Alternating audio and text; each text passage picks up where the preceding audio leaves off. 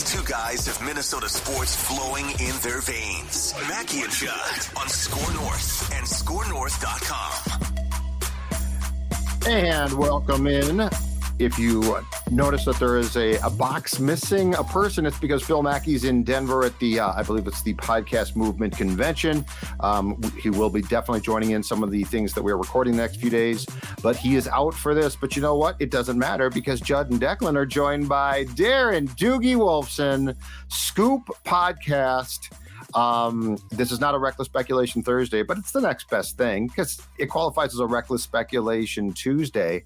And dudes, let's start with the Reckless Speculation, something that we were both involved in yesterday. Let's start with the sort of mysterious situation of TJ Hockenson's what appears to be a hold-in with an earache and equilibrium involved, but TJ, I'm not sure, didn't sort of smirk through talking about the ear problem yesterday. Give me your inside information and also just your reporter's instincts interpretation of what we're dealing with here with a guy who, by the way, in all seriousness, is a very important part of the 2023 Vikings. Well, absolutely. I mean, I can make a case that outside of Justin Jefferson, quarterback aside, but outside of Justin Jefferson, he's the second most important, I guess, skill position guy, right? We can make a case for Darisaw O'Neal. But when thinking about Osborne, Addison, Hockenson, Madison, you can certainly make a case Hockenson atop that list. Good work by you. So my intention on Monday was to track down Najee Thompson. Well, okay, it sounds like he's in the concussion protocol. He wasn't out on the practice field. I'm then thinking, okay, Jordan Addison is back. I'm watching him out there, but he was getting some post-practice work in. Turns out he wasn't going to talk. I wanted to catch up with a Caleb Evans, which I did, but it didn't dawn on me, hey, let's get an update from TJ Hockenson. So good work by you, Bulldog Judd Zolgad, pulling him aside. I saw it out of the corner of my eye. So I grabbed our photojournalist, Brian. I said, hey, let's hop in. Judd can ask his questions, but let's hop in for a couple minutes. So good work by you. I will praise you for that. You don't need to praise yourself. You'll separate your shoulder doing so. I will pat you on the back. And you got right to the point, which I greatly appreciate. He was incredibly good at dipping, dodging, ducking, right? Really good dodgeball player. He was deflecting all over the place, Judd. But it, to me, seems clear as day that, yes, I do think there was an ear infection, an ear issue impacting his equilibrium. But at this point, weeks later, there is something to do with the contract. He even alluded to, which is something we talked about last week, even previous, that Neil Cornrich, his representation, has had dialogue with Rob Brzezinski of the Vikings. They have been trying to hammer out a contract extension. Hockenson in the final year of his deal. So, yes, the optics suggest that this is a hold-in. Why he won't just acknowledge that, I don't know. I do appreciate the fact that he stopped and chatted. It's not like he had to say yes to your request. So I thank him for that. But the way he alluded your questions leads me to believe that this absolutely has something to do with the lack of a contract extension. So, Dukes, is Hockenson's camp asking for like Wallner money? Are they asking for top money here? He's younger. He's obviously looking to get a big payday here. Is there just no budge room, you think, from what you have gathered or what you're kind of speculating on what the agent is asking the Vikings that they want to pay Hockenson for? Well, I mean, the price keeps going up, up, up. The Vikings are well aware that the franchise tag is very reasonable if it comes down to that. Not that this regime has a history of using the franchise tag, but if you need to, using the franchise tag next March for a tight end is very reasonable, $12 million-ish. So if it comes down to that, the Vikings know they have that in their back pocket. But Hockenson looks like Cole Kmet's extension, Evan Ingram's extension with Jacksonville, certainly the Wallner extension with, now with the Giants coming from the Raiders, right? The Darren Waller extension that he signed, I guess that would have been right, Declan, with the Raiders, right? Pre-trade, then they move him on to the Giants. You can remind me the specific numbers there, but clearly when looking at the base of Cole Kmet at $31 or $32 million guaranteed, we need to go north, in many ways significantly north of that when talking about TJ Hockenson. And so if you're the Vikings, are you willing to commit 4 years, $62 to $64 million with $40-ish million, $41 million guaranteed to Hockenson? Or are you willing to play this year-to-year game and use the franchise tag? Now, I will tell you, when they made the move for him last October, they had every intention. Heck, I'm pretty sure, Judd, they had every intention of having an extension done by now. So the fact that we're sitting here on August 22nd talking about this situation not being done, I think the Vikings had it in their mind, hey, like, of course, we give up pretty good draft capital to bring in Hockenson. We see him here for multiple more years, and we plan on taking care of him. But clearly, Neil Cornrich, I'm just saying, it's pretty clear that Neil Cornrich is asking for a little bit more than the Vikings are willing to pay him. Duke's Darren Wallner's contract is 3 years, $51 million, 22 guaranteed with an AAV of 17 per. Okay, well, but look at the Cole Kmet then. So Cole Kmet got, what, 30 or 31 guaranteed? Now, maybe that's the outlier, right? That the Bears had to hit a salary floor. The Bears are in a different financial spectrum than the Vikings right now. That the Cole Kmet contract, in many ways, overpay, right? I mean, that's a really good job by his representation. Is it 30 or 31 million guaranteed for Kmet? 4 year, 50 mil with 32 guaranteed. Yeah. 32. Okay. All right. Well, so we're going higher than Darren's, right? I think if you're Cornrich, you got to look at that Kmet and say, hey, my guy is significantly better. We need to go higher than that. I cannot accept less than what Cole Kmet signed for. Yep. And so you can just talk this thing through, Judd, right? It's pretty clear what the sticking points are, that it's coming down to certainly guaranteed money. Yes. And the thing, too, is I think that the reason why this is also an issue now in a big way is very simple. If you start playing now, and by the way, I am curious what the end game is here. Like, if he's not signed by September 10th, does he just play and forget that this happened or what? But if you don't sign now, the Vikings will almost certainly come March, Darren, franchise tag Hockenson. And at that point in time, the franchise tag on tight ends is not that great. And so that's not a great option. Yes, it's 1 year. It's a lot of cash, but it's not a great option, especially for a position that takes a beating and wants as much guaranteed right now. Like, this is the contract at which Hockenson is going to make his bones. Like, this is your second contract is where you really make it. So I get the problems from both sides, too, because the Vikings will turn around and say, we don't have a quarterback signed, essentially, for 2024. Justin Jefferson's going to break the bank. And by the way, that price tag goes up every day. At defensive end, when it comes to the two guys who are going to start as our pass rushers, Davenport's on a 1 year contract, and so is Hunter. So I see the problems on both sides here. What I don't know is what's the solution. And again, what's Hockenson's end game? Like, is he going to claim ear problems right through September 10th then? Like that to me is where this story is going.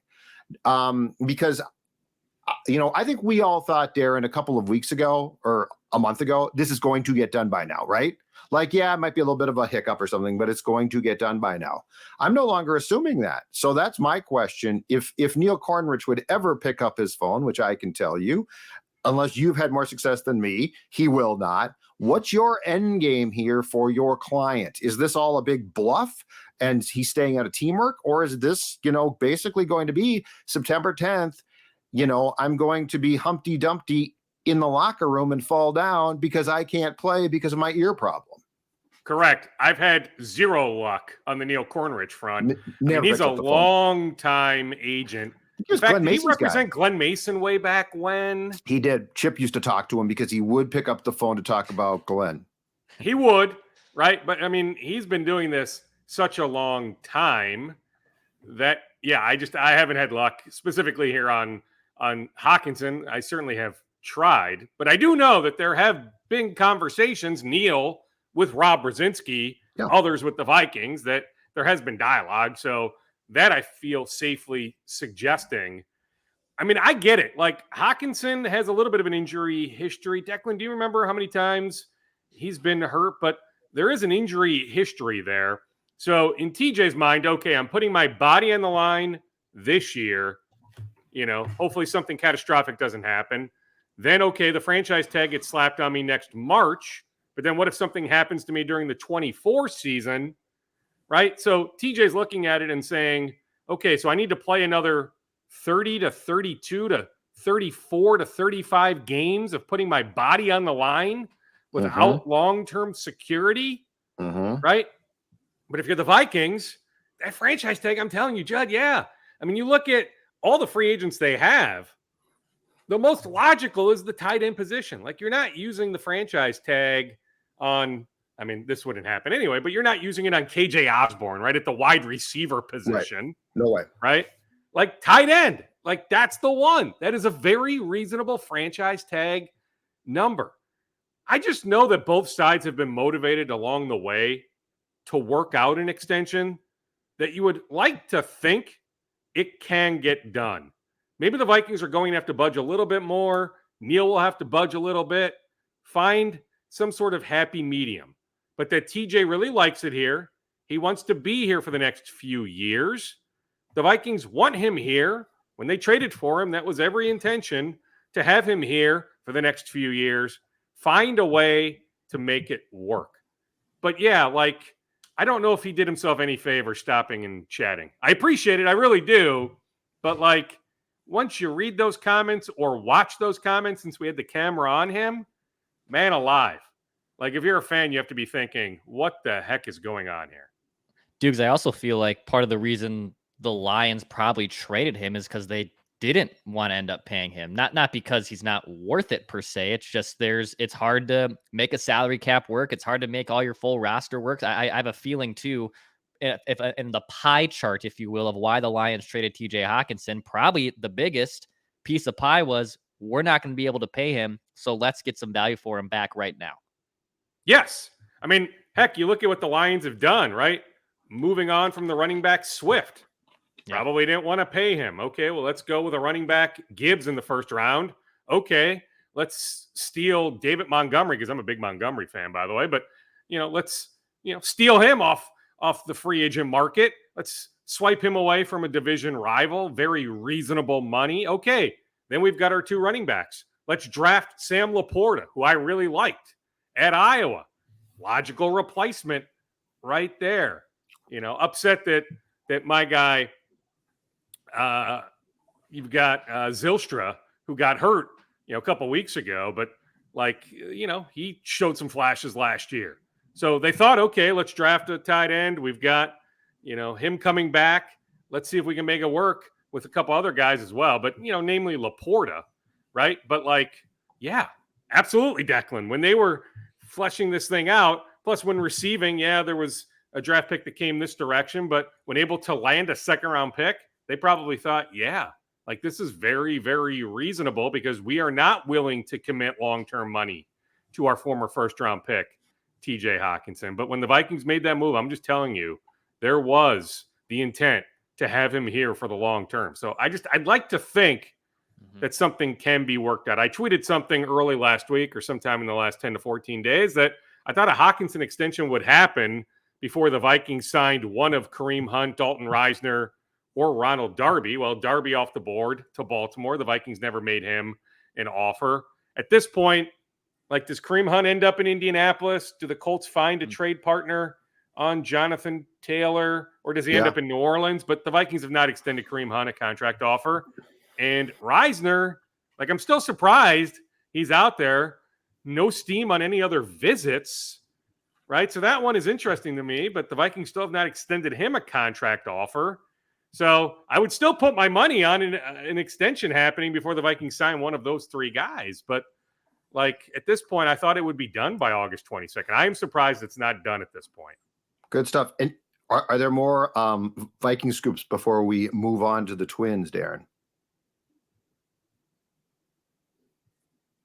Well, Brian Asimo is trending in the right direction. In fact, I was standing right there at practice on Monday. He had a nice conversation with Brian Flores about where he's at health-wise. He's not that far away. I said last week he was trending toward being ready for week one. Undoubtedly, he'll be ready for week one. The question is he the starting linebacker, next to Jordan Hicks, or is it Ivan Pace Jr.? But Brian Asamoah trending in the right direction coming back from his injury. Mekhi Blackmon escaped, a serious injury with that shoulder, and he was working off to the side, but he'll still be a few days before he's able to join team drills. It sounds like Asimo closer than Blackmon. Then we wonder about Najee Thompson, who has been trending toward making the 53-man roster, but now that he's in the concussion protocol, hopefully it's short-term, like Jordan Addison. Then Lewis Seen got dinged up early in practice on Monday, so we'll await word on him, but it doesn't seem like that's overly serious. Duke, before we get to those twin scoops, why don't you, you're looking a little trim there, looking a little slim, look like you've dropped some pounds. How have you done this, sir? Well, I appreciate that, Declan. Thanks for the love. So I began my journey with mnfatloss.com on July 2nd. My stated goal when I met with the fine folks at mnfatloss.com was over the course of 60 days, I'd like to lose 20 to 25 pounds. Nothing crazy. Let's do this naturally, safely, effectively. I know my body, right? I'm thinking, okay, I'm not going to lose a pound a day. I'm not losing 50 or 60 pounds in 60 days. But I thought 20 to 25 pounds was a very realistic goal. Well, guess what? I've hit the 20-pound mark, fluctuating 19 and 20 pounds, but I've hit the 20-pound mark. As we approach day 60 in the next 7 to 14 days, I should be able to hit the 25-pound mark. It was all about teaching me how to eat, what to eat, when to eat. Portion control. Okay, you can enjoy chicken, shrimp, cod, turkey, but just how much should you eat? I love strawberries, blueberries, raspberries. Okay, well, portion control on that. Maybe don't go all in on a container of blueberries. Maybe go half, right? That's okay. I love green beans. I love asparagus. A big thing for me was cutting out sugary drinks. No more frappes. I like black coffee, so just drink black coffee. I like drinking water. Let's go water. No sugary drinks. So it was all about just needing direction. The fine folks at mnfatloss.com do that for me. More importantly, I have energy. You think about the heat index for this week, these Vikings Cardinals joint practices, 105, need energy to watch, to observe in Egan on Wednesday and Thursday. So it's all thanks to mnfatloss.com. If I can do it, if you're interested in losing weight, you can too. Many patients like me lose 20 to 30 pounds in about a month or two. For your free private weight loss consultation, call 763-312-7600, 763-312-7600, or schedule online at mnfatloss.com. That's mnfatloss.com. Dr. Adam Schatzko, DC. Results may vary. Duke's on the Twins front. So Alex Kirilloff, I believe, I think I read it last Friday, has begun to swing a bat. Is there any status on him beginning a rehab stint with St. Paul? What's the status of one of the more important hitters in the Twins lineup come October? Yeah, no plans right now, Declan, on a rehab assignment. Yes, he is swinging off the tee. In fact, I saw Alex at Vikings practice on Monday. Looking good, feeling good, realistic to think that he will be back in the Twins lineup before the season is over, but we're still a little ways away. Like, he's not returning next week or anything like that. The shoulder still needs some time. So there are no rehab assignment plans. Also on the injury front, Joe Ryan doing well. It sounds like Joe Ryan will return to the Twins rotation this week.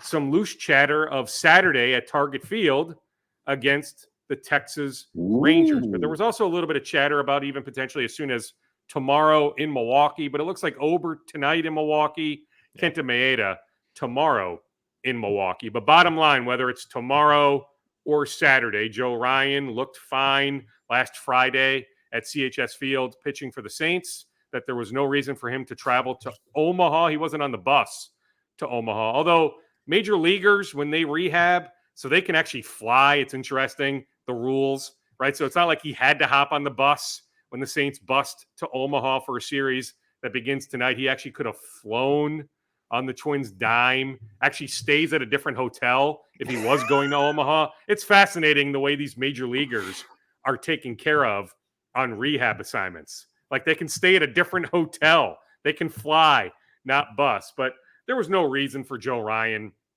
to go to Omaha. It sounds like, now, who knows, maybe he's there for a little bit just to cheer on his teammates, but he's trending toward rejoining the Twins rotation this week. So that is really, really good news. I caught up with Jose Miranda. Remember him? I caught up with Jose Miranda late last week. That shoulder. So that shoulder he initially injured in spring training. Remember, he missed the World Baseball Classic. Yes. Well, it turns out this is the first time I heard this from him. Like, that shoulder has been bothering him for the entire year. He tried to play through it. In hindsight, regrets doing so. Bottom line, Jose Miranda is still 2.5 to 3 weeks away from playing. And at this point, there really isn't a spot on the soon-to-be expanded roster of the Twins, going from 26 to 28 players starting, September 1st. But, there's not room for Jose Miranda. But I know a lot of people have been asking me, hey, what's the update on Jose Miranda? So that's it. That shoulder has been bothering him all year. On Byron Buxton, finally, some team chatter about him returning to center field. Judd, what did I say before this latest hamstring injury? So he went on the injured list August 4th. What did I say before August 4th? I said he was ready to play center field then. I'm not saying he was ready to play in April or May. I was listening. Yeah. But he was ready to play weeks ago. Yeah. Right? So this plan the Twins unearthed, I'm not entirely sure. Now, he still might get to 100 games played, which would be a big accomplishment for him. But I'm not quite sure this plan has been the best.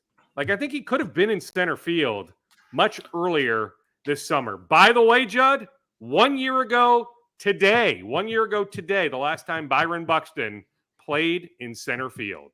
Wow. So when is he expected back at all? Sometime in September? Is that correct? What's the plan here? Well, so the Saints are in Omaha this week. I don't expect Buxton to join them this week, but I could see Buxton joining the Saints for a rehab assignment next week, right? Then thereafter, as we approach September 1st, late next week, maybe it trends toward soon thereafter, September 1st, that Buxton can be back in the Twins lineup. But you think about October 3rd, fast approaching, right? We know the Twins are going to the playoffs, right? Yeah. The Tigers are not going, 800, win, percentage the rest of the way, right? It's not trending that way, right? The Tigers are not doing it. The Guardians, they're 5-6 games under 500. We're not taking them seriously either. So the Twins will win the worst division in baseball. They will host a playoff game, a first-round playoff series beginning Tuesday, October 3rd. So when thinking about the best possible lineup, whether you're facing Kevin Gossman of Toronto, or maybe it's Kirby of the Mariners or Castillo of the Mariners. Heck, the way the Mariners are playing, the Mariners right now are the 6th seed. It's not Toronto, right? But regardless of who you're facing, you're going to face a very capable starting pitcher. I think the best lineup is Buxton in center, Julian DHing, Polanco at second, Lewis at third. I would catch Jeffers, which means Vasquez is on the bench, but we can have that debate. That can be a separate debate. But clearly the best possible lineup has Byron Buxton in center, so Julian can DH. Little tease for the audience, a little SKOR North Twin Show with Judd Zolgad and myself also posting this afternoon. And I have both right-handed, and I remembered this time, left-handed pitching lineups, left-handed lineups against those starters too. So stay on the lookout for that. Dukes, I want to transition to what Bill Simmons said about the Damian Lillard rumors, but before I do that, speaking of rumors and speaking of fixing things sometimes, Judd, who do you call in the electrical side when you need work done at the Zolgad household? Well, that's always one call, and that's my friend Cody Finch and his team at Finch Home Solutions, who will show up in the van that you're about to see. Look at that van right there. That's going to show up. Yes, it is. It's remindful of a local National Football League team in town, because Cody Finch is dedicated to that team, and more importantly, he's dedicated to taking care of any electrical issues in your home, no matter how big, no matter how small. Finch Home Solutions came to my home, and we all know Sports Dad does not allow people ordinarily in his home, except for Doogie on the rare occasion when he can't find a college football game. But you know what? They came into my home. They did a fantastic job.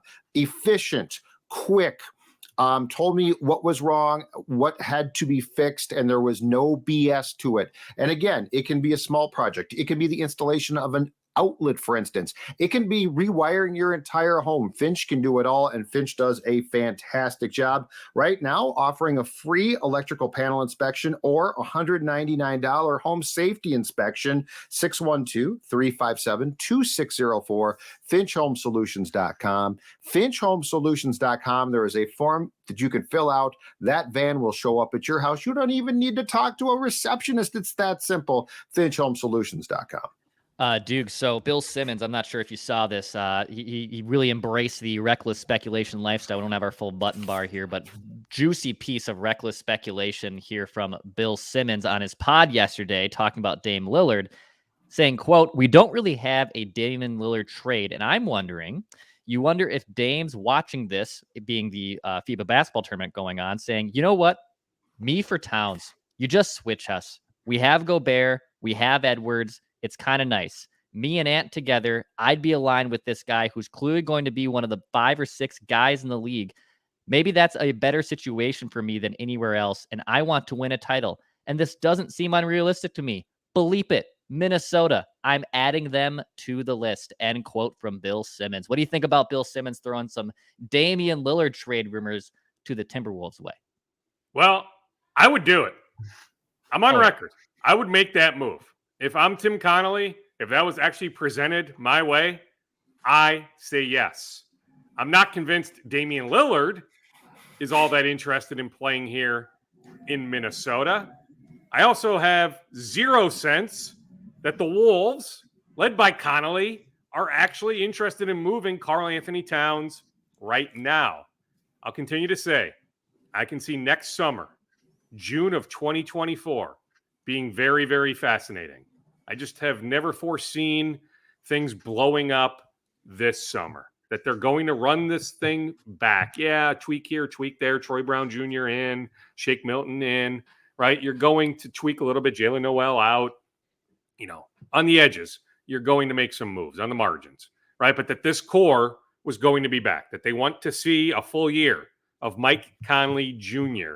running things, that Karl-Anthony Towns won't miss 50-something games again, that they're going to see what this core can do in a continued to be loaded Western Conference.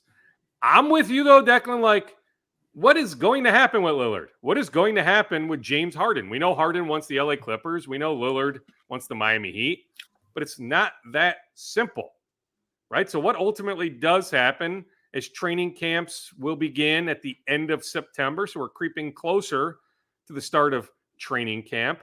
But I get it. Ant has been USA's best player. I love Jaren Jackson Jr. Maybe he's more impactful on the defensive end, although Ant's defense, that to me, what has been maybe most impressive. I know he's an elite scorer. Now, his shooting percentage, deciding what shots to take, yeah, I think that has taken a leap up, involving teammates too. But I really love Ant on the defensive end. But Jaren Jackson Jr. of Memphis is such an elite defender. He is so good. But the best overall player for Team USA has been Anthony Edwards. Team USA just arrived in Manila in the Philippines. So the FIBA World Cup officially ramps up here in the next couple days. So far it's been all these exhibition games. But Ant has been so good. I get where Bill Simmons is coming from. If you're Dame, are you thinking the threesome of me, Ant, Gobert could really make some noise? Plus, let's not forget about Jaden McDaniels. I was just sent a video clip from Swish Cultures. You look at Jaden McDaniels in the gym this summer. Looks like he's added some muscle. Let's not sleep on how good Jaden McDaniels is. Nothing new, by the way, on contract extension talks, but much like Hockenson, both sides are motivated to get a deal done before the deadline in mid to late October. So there's still many weeks to go before the Jaden McDaniels contract extension deadline hits, right? But you look at Jaden, so if you're Lillard, you could be like, okay, right? Because the idea would be the Wolves would give up Cat, but I don't think you're giving up much beyond that. Lillard would come this way. Maybe it's not a 1-for-1. Maybe there's some other pieces involved, but it's not like the Wolves need to include Jaden McDaniels, something crazy like that. Now, the chances of it actually happening, Declan, I think it's 0.2%, right? Maybe never say never, but I don't see it happening. But I think it's a fascinating talker. I really do. And I'm fascinated to see where Lillard ultimately ends up. So, Dukes, I've said this repeatedly, and ordinarily I am not a fan of guys playing in tournaments like this because it's their time to rest and time to work out, but not time to play basketball. But I agreed with you and I think Phil, which is this is such a good opportunity for Ant to like shine with a group of all-star type of players, elite players, and that at his age, this is perfect. My gripe is with a guy like Gobert, who doesn't need to be doing this at this point. Ant is actually going to benefit, and clearly in those exhibitions is. So here's my question, though. How much do you think that Ant is also opening up the eyes of a league that knew he was good, but like when you see the Garnett stuff that he's talking about, and I know exactly what he is saying with the offseason comes and 2 months off and you don't see a guy, and then you see the guy and you're like, oh my God, he's flipped a switch. How much do you think the league's eyes are being open to what this kid can do? Not saying he wasn't appreciated previously, but this looks like star stuff. And I'm not sure that Ant consistently put together star stuff before. This feels like a huge step in the trajectory of his career. Yeah, I mean, it's time for the NBA, for ESPN, for TNT to redo the national TV schedule. Not that you can't tweak it later in the season, but It'll like be flexed the like hell. Barely on national TV. 5 games on TNT, ESPN, and NBA TV, by the way, does not count. It's like they got 5 more games on that. That doesn't count. That's a no. I'm sorry. ESPN and TNT, they are what count, and there's 5 games right now. I'm telling you, it's going to be at least 10. Yeah, it needs to go up, right? I mean, it's time for those folks to take full notice. But yeah, LeBron James tweeting about Ant Edwards the other day. Now, LeBron knew just because of the Rich Paul Clutch Sports connection before Ant changed the representation, but LeBron knew all about Ant years ago. But yeah, just when LeBron James is tweeting about you and KG is making the comments he has, other luminaries, yes, many people are taking full notice. And yes, Judd, at 22 years old, to get the coaching he's gotten from Steve Kerr, from Eric Spoelstra, yes, this exactly. made sense. Yep. It just did, right? Yep. Compared to this time last summer, him driving around Atlanta, making dumb comments on his Instagram story. It's not like Ant needed to do that, right? Right. Being in a basketball bubble, essentially, for these few weeks at 22 years old, just turned 22 on August 5th, always to me made sense. And we are seeing that ascension. I just have a feeling we'll go back to this summer, 2-3 years from now, and say, okay, we now know 2-3 years out from now that Ant is one of the 5 to 10 best players in the game. Where did that ascension truly start? Yeah, we can probably point to last regular season, but I think we'll look back and say it was Team USA summer of 2023 when it truly began.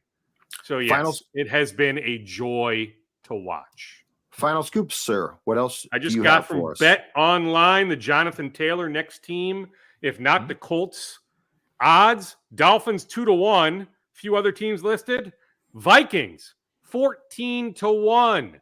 How would you bet on that, Judd? Jonathan Taylor in a Vikings uniform, 14-1 odds. No chance. I don't think there's any chance that a team that jettisoned Dalvin Cook for good reason is going to dip its toe into a market in which I am willing to say that every one of the advanced analytics minds at TCO probably thinks to themselves, this is not a position on which you want to spend your money. Correct. Yes. It is not a bet I would make. But nonetheless, an interesting talker. Oh, definitely. Now, there are a bunch of teams in front of them. So Dolphins 2-1, but then it's Bears, Bills, Ravens, Broncos, Cowboys, Commanders. Then week 1 opponent, Tampa Bay, also 14-1. Baker Mayfield, no surprise, officially the starter for the Buccaneers week 1 at US Bank Stadium, September 10th. Gopher football opener, 9 days away. Gophers, Nebraska, Huntington Bank Stadium. It is trending toward, now it helps that Nebraska fans gobble up tickets, but they expect, the University of Minnesota expects a sellout on Thursday night, August 31st. Speaking of the U, no surprise, we brought this up in May, that Mark Coyle's name would pop up for the USC AD job. It did. He's got the connection to Sandy Barber, who was on the search committee. So I'm not surprised that USC vetted out Mark Coyle. but ultimately they hire the AD from the University of Washington. She is said to be a rock star, right? And so when you can get somebody with the West Coast ties, Washington just also made the transition to the Big Ten. Seems like a home run hire for USC, but I'm not surprised that they vetted out Mark Coyle. Awesome stuff, Dukes. Thank you, sir. Appreciate it. We'll talk Thursday, man. You got it. I like it. We'll talk on Thursday. See you, boys. Bye-bye. All right. Later, Doogie. And again, Judd, we have a little, I've constructed both lineups for the Twins against right and left-handed pitching. Absolutely. So I'm excited to get back to you. It's a 3-pack of Twins questions and an immaculate grid without Phil Mackey. Yeah, we're going to see how good Judd and Dex do without the old Mac-a-Dac helping us. I think we'll be okay. I trust you. You're good. It's Twins 80s players, though. I don't know. And I'm by the way, I haven't looked at the grid yet. I got your back on that. I appreciate it. Hit the subscribe button, Daily Minnesota Sports Entertainment, and we'll be back with the Twin Show here shortly.